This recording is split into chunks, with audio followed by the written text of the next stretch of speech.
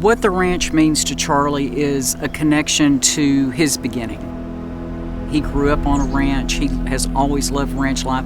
He's always had ranches. He's talked to me about the different ranches he's had over his career, and he always said that he would buy a broken down ranch and put lipstick and rouge on it knowing that he's going to sell it. But when we found this ranch, he said, this is it. This is the final spot. The stock market crashed in '29, and 2 weeks later I was born.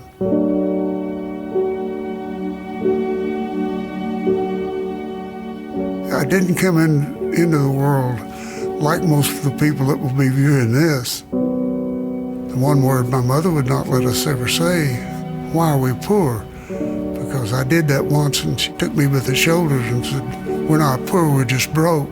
You're poor when you give up. I was able to go to A&M to school and immediately went into the service. And after 33 months or so, I came back and got a job immediately. And the rest is history.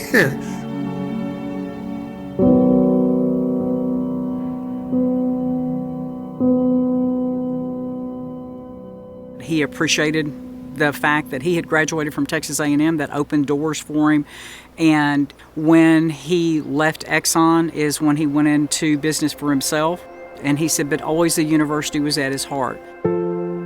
Because of the influence of Vietnam, I think, as much as anything, the Cadet Corps membership dropped down to around 1,300, and it was headed south.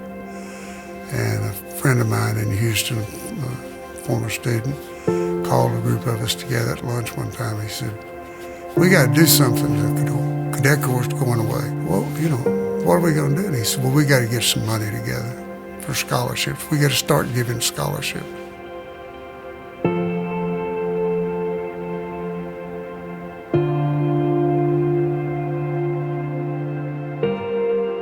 When we bought the property, we fell in love with it, and we knew that this is where we eventually wanted to make our home, that this was our place and this is what we wanted it to be. And then we started thinking about, one day we're both going to be gone. It wasn't an overnight decision.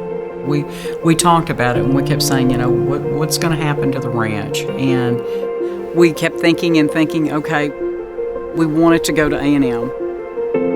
Both of us have a huge love for A&M, and the programs at A&M, they have touched our lives in many different ways. In the beginning, it was we were uncertain how we wanted that gift to go.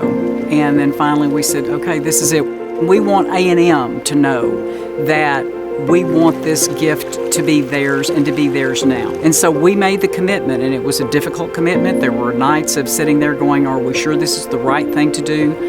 And my mother always had a saying, if you do the right thing, you never have regrets. And we both said, this is the right thing. Because the cost of education has gotten so expensive, and it's not available to some kids that are incredible.